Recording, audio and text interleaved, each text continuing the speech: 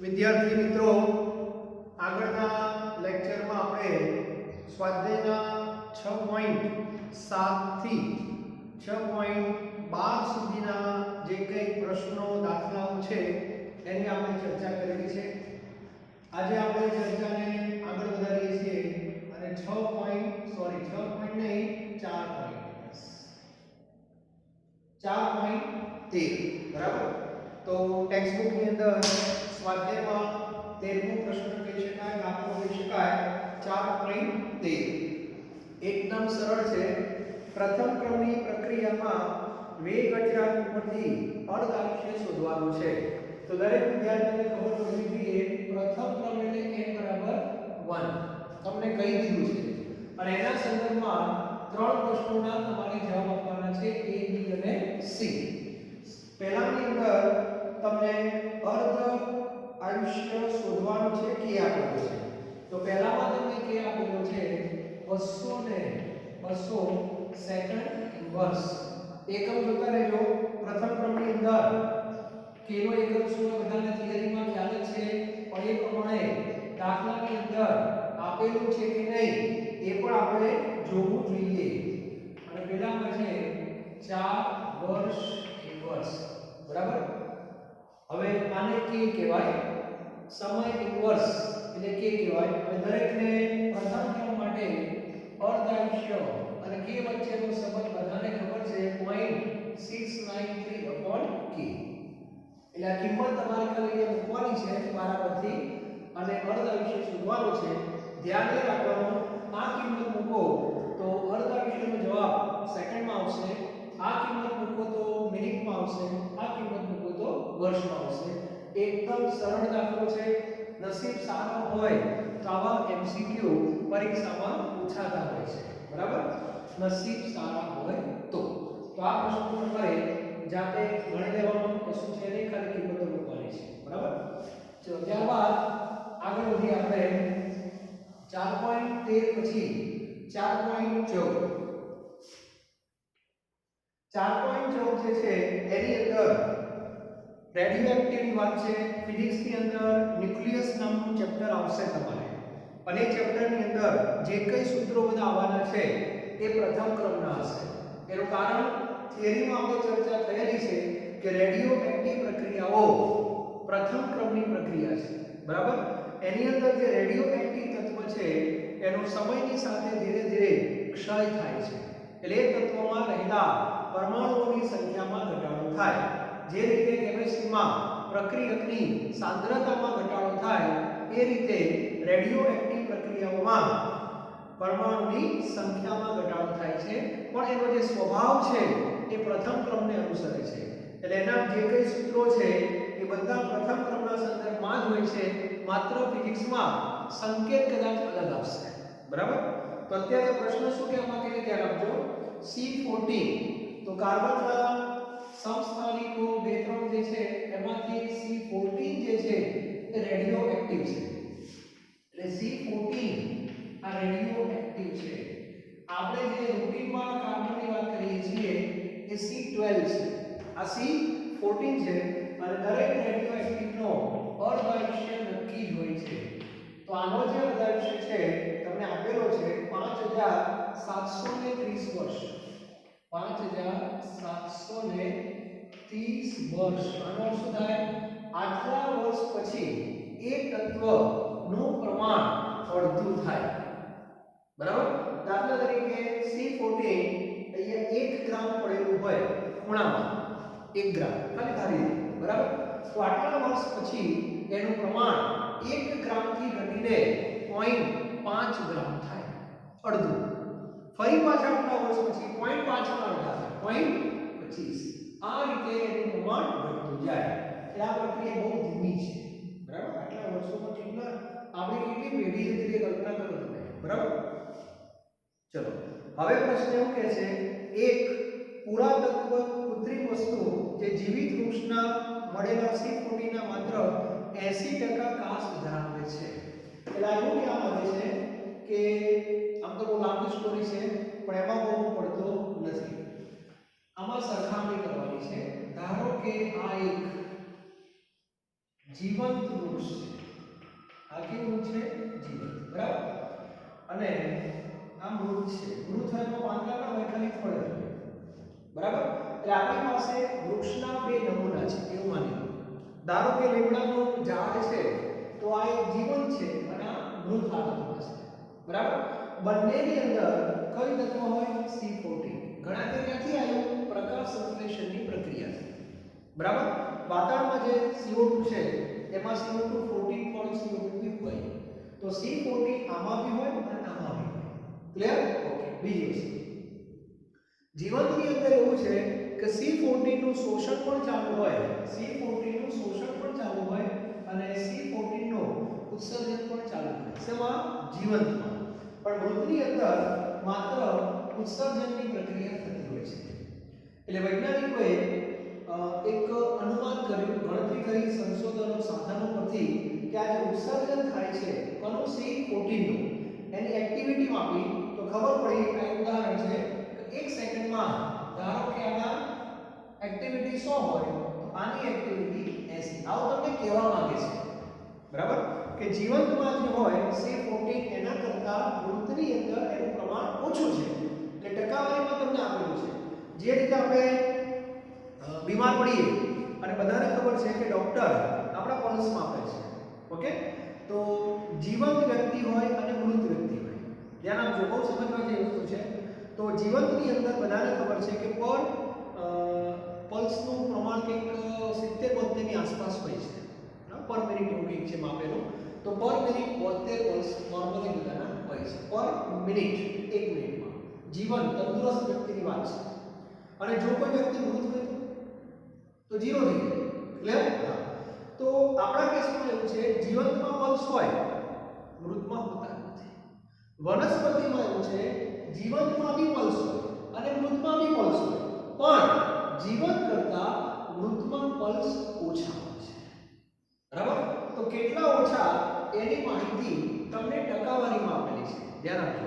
એટલે મેં ધારી લીધું કે 100% એટલે 80% કીધું છે, એટલે સરળ શું પડે? આ 100 લેવાના 80 લેવાના, બરાબર।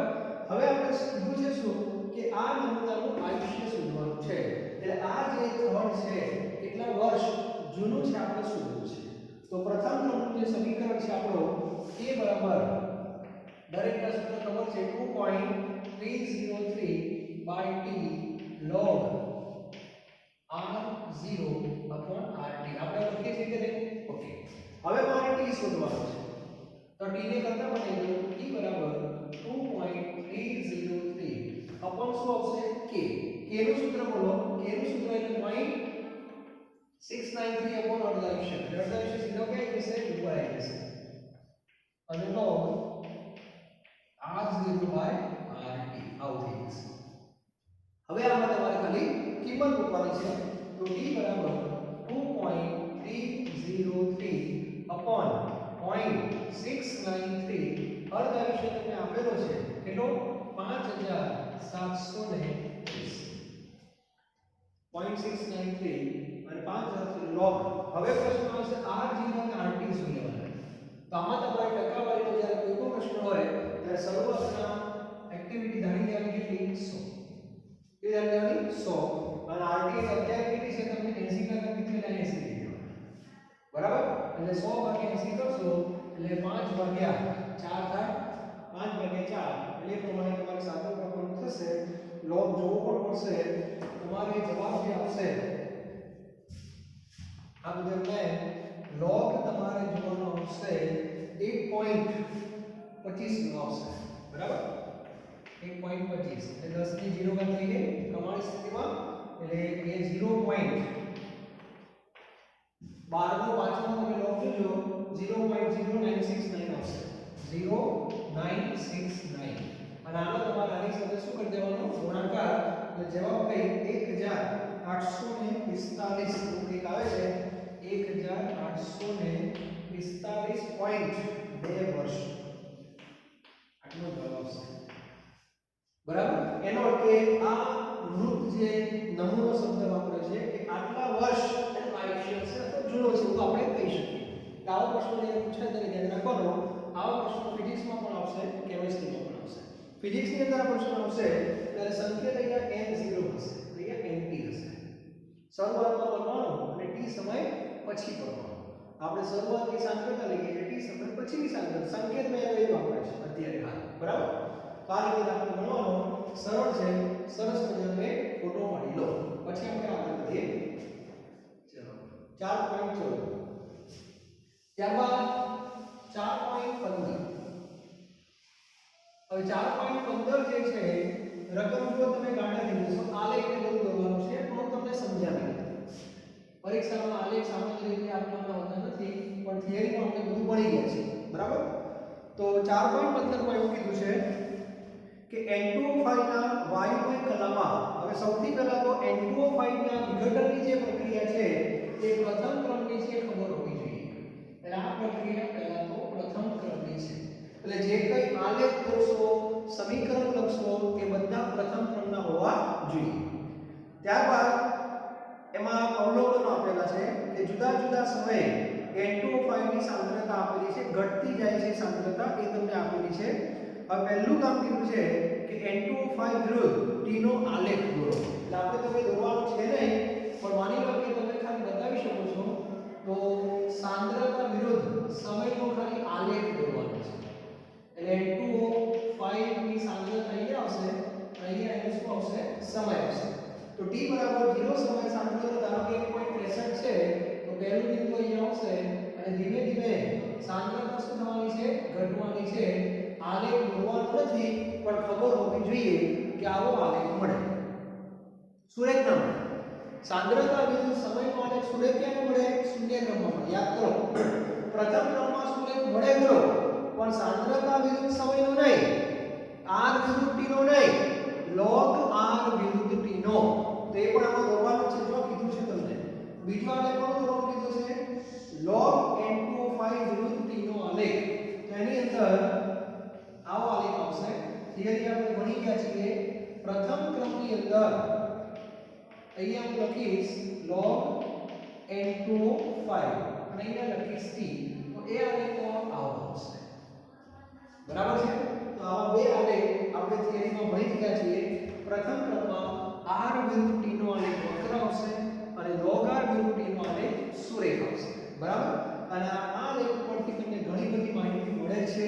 તો કઈ માહિતી મળે? બધાને ખબર છે કે આલેખ પરથી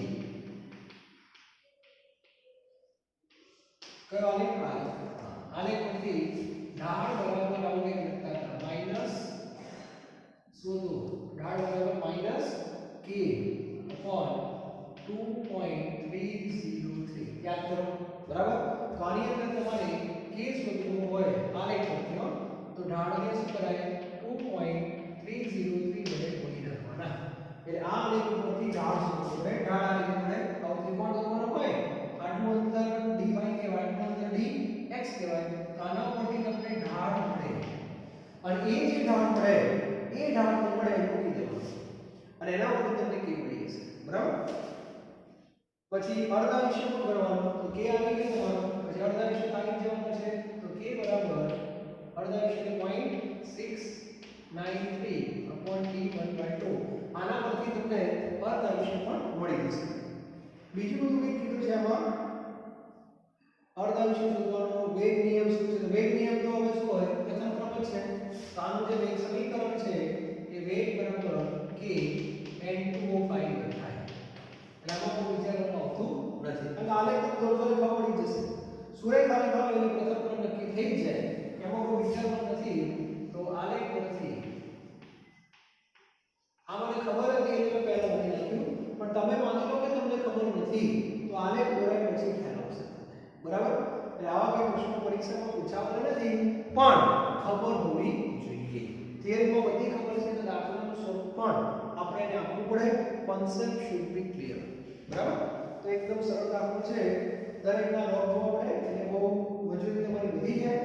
પરીક્ષામાં કોઈ પૂછાય નહીં છતાં આપણને ખબર હોવી જોઈએ. ચલો 4.15 થઈ ગયો. ચલો આનો પણ એક ફોટો મળી લો. આગળ વધી આપણે 4.16. એક એક ફોટા પાડતા જવાનું એટલે દરેક દાખલો તમારા લિસ્ટમાં આવી જશે.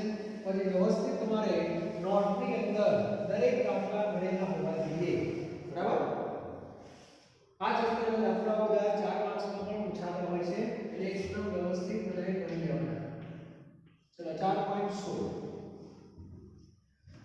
પ્રથમ ક્રમની પ્રક્રિયા તમને કહી દીધું છે. પ્રથમ ક્રમની પ્રક્રિયાને બરાબર 1 તમને કહી દીધું. એનો વેગ અચળાંક આપેલો છે. વેગ અચળાંક એટલે k બરાબર 60 સેકન્ડ ઇન્વર્સ આ પણ તમને કહી દીધું છે. હવે પ્રક્રિયકની સાંદ્રતાથી તેનો 1/6 ભાગ માં સાંદ્રતાનો છઠ્ઠો ભાગ એવું કહેવા માંગે છે. બરાબર મૂલ્ય જેટલી સાંદ્રતા ઘટીને થવા માટે કેટલો સમય લાગશે. ચલો તો સૌથી પહેલા આપણું સૂત્ર તો k બરાબર 2.303 by t log r0 upon rt આવું થશે. ઓકે હવે આપણે t શોધવાનું છે. તો t ને કરતા બનાવો તો 2.303 by k આવે. k કેટલા લેવાના 60 આવી ગયા છે. ચલો હવે જ્યારે ટકાવારી હોય ને ત્યારે r0 નું 100 લઉં છું. ધ્યાન આપજો. અને rt જે કીધું હોય એ પ્રમાણે કેટલા ટકા બાકી 20% તો 20% એ રીતે. પણ આમાં ભાગ કીધું છે. ભાગ હંમેશા આખાનો હોય એટલે આખો એટલે 1. બરાબર એટલે આવો જ્યારે પ્રશ્ન આવે ભાગવાળો કે સાંદ્રતાનો આટલાનો ભાગ, બીજો ભાગ, ત્રીજો ભાગ, ચોથો ભાગ, પાંચમો ભાગ, છઠ્ઠો ભાગ એવા સમયે r0 તમારે 1 લઈ લેવાના. 1 એટલે શરૂઆત. બરાબર અને હવે છઠ્ઠા ભાગનો સમય કીધો છે એટલે છઠ્ઠો ભાગ કીધો છે ને એટલે આમ તો લખવાનો 1/6 ના બોલાય છઠ્ઠો ભાગ એવું કહેવાય. એટલે સાંદ્રતાનો છઠ્ઠો ભાગ થવા માટે લાગતો સમય શોધો એવો પ્રશ્ન છે.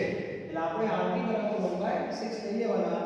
એટલે આનું તમે જ્યારે સાદું કાપવા બેસશો ત્યારે તમારે log જોવાનો આવશે. 6 ઉપર જાય એટલે 6 ગુણ્યા 10 ની કેટલી ઘાત થાય 0 એટલે 6 નો log તમારે જોવો પડે. તો 6 નો log કઈ રીતે જોશો તો 10 થી 0 એટલે 0 થઈ ગયા. 6 નો log એટલે 60 નો 0 માં log લઈ લેવાનો અને એ log એક આવશે તમારે. આમાં છઠ્ઠો ભાગ છે કે 16મો ભાગ છે. આ બુકમાં છઠ્ઠો છે, અમુક બુકમાં 16મો ભાગ બી છે. એટલે આપણે જે ભાગ 16મો ભાગ છે 16મો ભાગ કીધો છે. એટલે કામ તો અહીંયા 1/6 આવશે. અને અહીંયા તમારે 1.6 આવશે. 10:1 આવશે. એટલે 10:1 એટલે 1 પોઈન્ટ આવશે. 1 પોઈન્ટ અને 16 નો log જોવાનો આવશે. તો 16 નો log આવશે 204 201 અને પછી આપણે તમારે સાદું આપવાનું થશે અને જે આપણે આવે છે 4.62 ગુણ્યા 10 ની -2 4.62 ગુણ્યા 10 ની -2 ઘાત સેકન્ડ. બરાબર સમય છે. એટલે ગુજરાતી મીડિયમ અને ઇંગ્લિશ મીડિયમ બંનેની જે ટેક્સ્ટબુક છે એમાં અલગ અલગ રીતે આપેલું છે. ઇંગ્લિશ મીડિયમમાં 16મો ભાગ કીધો છે. તમારી બુકમાં કદાચ છઠ્ઠો ભાગ કીધો છે પણ જે જવાબ આપેલા છે 16મા ભાગ પ્રમાણે છે. જે કીધું હોય પરીક્ષામાં તમારે તો જે કીધું પ્રમાણે લખવું. બરાબર અત્યારે 16મા ભાગ પ્રમાણે સોલ્યુશન આપેલું છે તે પ્રમાણે આ રીતે જવાબ તમારો આવશે. તમારી બુકમાં શું છે તમે તમારી રીતે જોઈ લેજો. ક્લિયર? એકદમ સરળ દાખલો છે 4.16. ચલો હવે 4.17 આપણે જોવાનું છે. 4.17 તો દરેક વિદ્યાર્થી આનો પહેલા પૂરો પડી લો. 4.17 પણ રેડિયો એક્ટિવના સંદર્ભમાં છે. રકમ વાંચો શાંતિથી. 4.17 હવે 4.17 જે છે એની અંદર જો 4.17 બહુ લાંબી રકમ છે, ગભરાવાની કોઈ જરૂર નથી. પ્રશ્ન આવો કે છે કેન્દ્રીય સ્ફોટક દરમિયાન નિપજોમાંથી એક SR90 છે. એટલે એવું માની લો કે કોઈ જગ્યાએ વિસ્ફોટ થયો, કેન્દ્રીય સ્ફોટન થયું. બરાબર આને વિસ્ફોટ કહેવાય છે. વિસ્ફોટ થવાથી રેડિયો એક્ટિવ તત્વો છૂટા પડે અને ઘણા બધા છૂટા પડે પણ એમાંનું એક તમને આપેલું છે SR90. બરાબર આ તત્વ કીધું છે અને આ તત્વ જે છે એનો અર્ધાયુષ્ય પણ તમને આપેલું છે. તો આ જે તત્વ છે એનો અર્ધાયુષ્ય છે 28.1 વર્ષ. જે રીતે આગળ C14 નો અર્ધાયુષ્ય હતો એ રીતે આનો અર્ધાયુષ્ય આપેલું છે. હવે એવું કીધું છે જો તે જ સમયે તાજા જન્મેલા બાળકના હાડકામાં 1 માઇક્રોગ્રામ SR કેલ્શિયમને બદલે શોષાય હોય તો તે બાળકમાં જો બીજી કોઈ ચયાપચયની ક્રિયાથી SR નું ગુમાવ્યું ન હોય તો 10 વર્ષ અને 60 વર્ષના અંતે તેના શરીરમાં કેટલું SR રહ્યું હશે? 10 અને 60 વર્ષ. એટલે આમાં શું માંગે છે ધ્યાન આપજો. દાખલા તરીકે આ વિસ્ફોટ થયો. હવે એ વખતે અહીંયા એક નાનું બાળક છે, બરાબર? તો આ બાળક જે છે એની અંદર એના શરીરમાં એના હાડકામાં SR90 જે છે એનું શોષણ થયું. તો આ જે શોષણ થયું એ શરૂઆતનું પ્રમાણ કહેવાય. તેને આપણે કેમિસ્ટ્રીની ભાષામાં આ જેવું કહીએ છું 1 માઇક્રોગ્રામ. બહુ ઓછું પ્રમાણ કહેવાય, બરાબર? તો આટલું પ્રમાણ એના શરીરમાં આવી ગયું. હવે એવું કહેવા માંગે છે કે બાળકની ઉંમર જેમ જેમ વધતી જાય તો પહેલા આ t બરાબર 0 છે, બરાબર?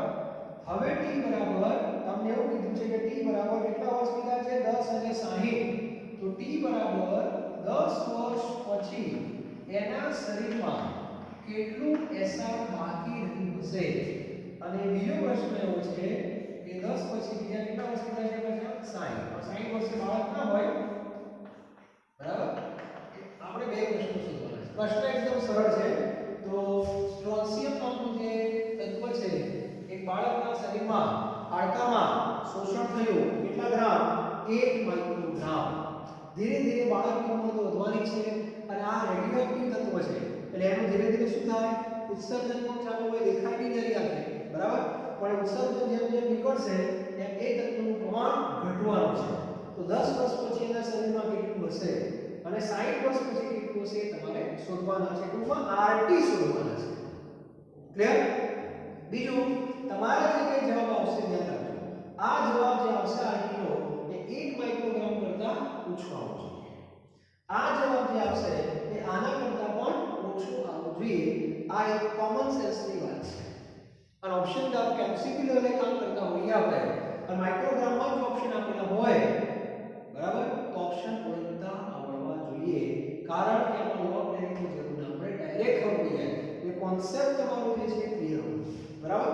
તો અત્યારે હું એક દાખલા તમને માહિતી આપું છું. 10 વર્ષ પછી 60 તમારે જાતે કરવાનું છે. ક્લિયર? ચલો તો પહેલા t બરાબર 10 વર્ષ પછી આપણે પહેલા આ શોધીએ, બરાબર છે? તો રેડિયોએક્ટિવ પ્રક્રિયા કઈ કરવાની હોય? પ્રથમ. એટલે સૂત્ર તો પ્રથમનું જ આવવાનું છે k 2.303 t log r0 rt. હવે તમારે rt શોધવા હોય તો પહેલા તમારે આખું આ પદ શોધવું પડે. સમજાય છે? તો સૌથી પહેલા આપણે log r0 rt શોધી કાઢવાનું, બરાબર? એટલે શરૂ પડે is equal to 80/2.3033, બરાબર? ઘણા કહેશે કે તો આપ્યો નથી, કે ભલે ન આપ્યો હોય, અડધા વિશે આપ્યો છે કે નહીં, તો દરેકને અડધા વિશે અને કે વચ્ચેનો સંબંધ ખબર હોવી જ જોઈએ, બરાબર? તો કેની જગ્યાએ હું લખીશું 0.693 અડધા વિશે એટલે 28.1, બરાબર? ચલો હવે સમય કેટલો લખું? 10 વર્ષ. અને અહીંયા આવશે 2.303. તો આ જે તમારો જવાબ આવશે એ log નો જવાબ આવશે. log r0/rt નો જવાબ આવશે. કેલ્ક્યુલેટરમાં જુઓ કેટલો જવાબ આવે છે. તો આ જવાબ તમારો આવશે 0.1070. 0.1070. ત્યારબાદ log સામે જાય. log સામે જાય એટલે એન્ટીલોગ થઈ જાય. log સામે જાય એટલે એન્ટીલોગ આવશે 0.1070, બરાબર? અને એન્ટીલોગ કોનો જોવાય? પોઈન્ટ પછીની સંખ્યાનો. તો પોઈન્ટ 10 છે એનો 7માં એન્ટીલોગ જોજો 1279 આવશે. 1279. પછી શું કરવાનું? પહેલી સંખ્યા પછી પોઈન્ટ મૂકવાનો અને ગુણ્યા 10 ની કેટલી ઘાત? 0. આ જવાબ જે થયો એ r0/rt નો જવાબ છે. તમારે rt શોધવાના છે. તો r0 કેટલા હતા આપડા એ જોઈ લઈએ. r0 ને 1.279 વડે ભાગવા પડે. r0 1 માઇક્રોગ્રામ છે તો 1 માઇક્રોગ્રામ કરવા હોય તો 10⁻⁻6 થાય અને 1.279 જે માઇક્રોગ્રામમાં જે જવાબ હતો એને હું ગ્રામમાં ફેરવું છું 0.7818 આવશે 0.7818 into 10⁻⁻6 ગ્રામ આવશે ક્લિયર એટલે પહેલા જે જવાબ હતો આ 1 માઇક્રોગ્રામ એટલે 1 ગુણ્યા 10 ની -6 ગ્રામ થાય તો આના કરતા તમારો જવાબ ઓછો આવવો જોઈએ તો આ જવાબ ઓછો કહેવાય કેટલા વર્ષ પછી 10 વર્ષ પછી અને આવી જ ગણતરી તમારે 60 વર્ષ પછી જાતે કરવાની 60 વર્ષ એટલે અહીંયા p બરાબર 60 મૂકી દેવાના એટલે અહીંયા 60 થઈ જશે એટલે બધાનું જે સાદું છે બરાબર એને ગુણ્યા 6 ઇન્ટુ દેવાનું ટૂંકમાં સાદું મૂકી દેવાનું ક્લિયર તો એ તમારે ખબર પડે છે પ્રશ્ન બહુ સારો છે પણ પ્રથમ ક્રમના સૂત્રો સીધા તમારે એપ્લાય કરી દેવાના છે એમાં કોઈ શંકાને સ્થાન નથી બરાબર તો આનો પણ એક સરસ મજાનો ફોટો પડેલો 4.17 ગણતરી સાહેબ 6 પોઈન્ટ કેમ બોલો છો તો જૂની બુક જે આપણી હતી એમાં આ ચેપ્ટર છઠ્ઠા નંબરનું હતું એટલા માટે એટલે ક્યારે તમારે તો બુક થઈ જાય છે બરાબર 4.17 ચલો હવે આજના લેક્ચરનો છેલ્લો દાખલો 4.18 આપણે 6 ના ગ્રુપ પાડેલા છે ટોટલ 30 દાખલાઓ છે અને 5 લેક્ચર નું કામ છે બરાબર ચલો 6.18 સોરી 4.18 આંકડા કેટલા મગજમાં ફિટ થઈ ગયા છે વિચારો ઘણા કહેશે મગજમાં નહીં લોહીમાં ફિટ થઈ ગયા હશે બરાબર સાચી વાત છે ચલો 4.18 પ્રથમ ક્રમની પ્રક્રિયા માટે દર્શાવો કે 99% પ્રક્રિયા પૂર્ણ થવા માટેનો સમય 90% પૂરી થવા માટેના સમય કરતાં બમણો છે એટલે આપણે આવું સાબિત કરવાનું છે કે પ્રથમ ક્રમ તો તમને કહી દીધું છે આ તો કહી દીધું એમાં શું કહે છે કે t 99% પૂર્ણ બરાબર હવે એક કામ કરીએ પહેલા આપણે સાંકેતિક ભાષા સેટ કરીએ 99% પૂર્ણ થવા માટેનો સમય આપણે ધારી લઈએ શું આવશે t1 બરાબર અને બીજી સરખામણી છે 90% 90% પૂર્ણ થવા માટેનો સમય કેટલો t2 એટલે બંનેને આપણે સંકેત આપી દીધો t1 અને t2 અને સાથે શું કરવાનું છે કે t1 જે છે એ t2 કરતા બમણો છે એટલે આપણે આવું સાબિત કરવાનું છે t1 બરાબર 2t2 સાબિત કરવું છે નક્કી થઈ ગયું આપણે આ વસ્તુને સાબિત કરવી છે તો કઈ રીતે સાબિત થાય તો પ્રથમ ક્રમ છે પણ નક્કી થઈ ગયું છે તો આપણે બે સમીકરણ બનાવવા પડશે એક 99 નું અને એક 90 પછી પેલો ગુણોત્તર લઈશું સીધો જ આવી જશે બરાબર ચલો સૌથી પહેલા 99% પૂર્ણ બરાબર એટલે 1% બાકી સાચું કે ખોટું 99% પૂર્ણનો કેવો થાય કે 1% બાકી કહેવાય એટલે આપણે R0 ધારી લેવાના પરસેન્ટેજ આવે મેં કીધું તમને 100 બરાબર અને RT કેટલા લેવાના RT કે બાકી એટલે 1 આમ થશે બરાબર ચાલો હવે આપણું જે સૂત્ર છે k 2.303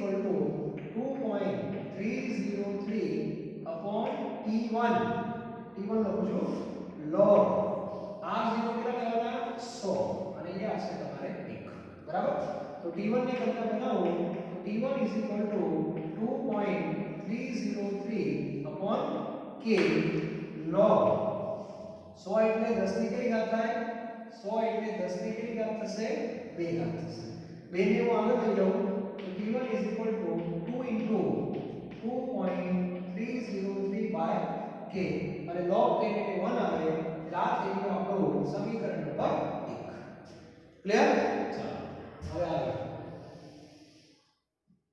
હવે વાત કરીએ 90% પૂર્ણ 90% પૂર્ણ એટલે 10% બાકી. અને આપણે બાકીમાં કેમ જઈએ છે? કારણ આપણું જે સૂત્ર છે R0/RT, એમાં RT કઈ સાંદ્રતા છે? પૂર્ણ નહીં, પ્રક્રિયકની બાકી સાંદ્રતા છે. અને પરીક્ષામાં હંમેશા તમને ટકાવારી પૂર્ણની આપશે. એ ભૂલ થવાની પૂરેપૂરી શક્યતા છે. તો તમારા વાક્ય મગજમાં લખતા જ રહેવાનું કે આટલા ટકા પૂર્ણ એટલે આટલા ટકા બાકી. અને તરત તમારી કિંમત આવી ગઈ. તો હવે તમારે આમાં R0 કેટલા લેવાના? 100 લેવાના. બરાબર? અને RT કેટલા લેવાના? 10. 90 નહીં. અને આ કિંમત અહીંયા મૂકી આપણે તો ફરીથી લખવાનું. હવે k બરાબર 2.303 upon T2. આ T2 આવશે એટલે 90% નો સમય આપણે ધાર્યો છે કે પૂર્ણ હતો. બરાબર? બાકીનું કહેવાય log. આ જે લેવાના 100 છેદમાં 10. log 10 એક જ થઈ ગયા. તો સીધું સૂત્ર થઈ ગયું T2 બરાબર 2.303 upon k. સમીકરણ નંબર 2. આવો એક દાખલો આપણે આગળ લખાણ સંબંધિત પ્રશ્નોમાં જોયેલા છે. બરાબર? આ બંને પરથી સમીકરણ 1 અને 2 પરથી સમીકરણ 1 અને 2 પરથી બંનેનો ગુણોત્તર લઈએ T1 T2 T1 T2 તમે લેશો એટલે k તો વહી જવાના. તો T1 બધું ઉડી જશે, આટલું આવશે. માટે T1 બરાબર 2T2 સાબિત થઈ ગયું. 99% પૂર્ણ થવા માટેનો સમય 90% જો પૂર્ણ થાય એના કરતા બમણો છે એવું કહેવામાં આવે છે. તો 90% સુધી 10 મિનિટ લાગતી હોય તો 99 સુધીનો જે સમય હશે 20 મિનિટ હશે એવું આપણે સાબિત કર્યું. બરાબર? બહુ સરસ દાખલો છે. આવા પ્રશ્નો MCQ પૂછવાની પૂરેપૂરી શક્યતાઓ છે. કઈ રીતે ગણવા એ રીતને તમને કહી દીધી છે. આ પ્રમાણે કામ કરશો એકદમ સરળ થઈ જશે. બરાબર? તો 4.18 સુધી આપણે પહોંચી ગયા છીએ. નેક્સ્ટ લેક્ચરમાં આપણે બીજા 6 પ્રશ્નો દાખલાઓ સાથે આગળ વધવાનું છે. Okay, thank you very much.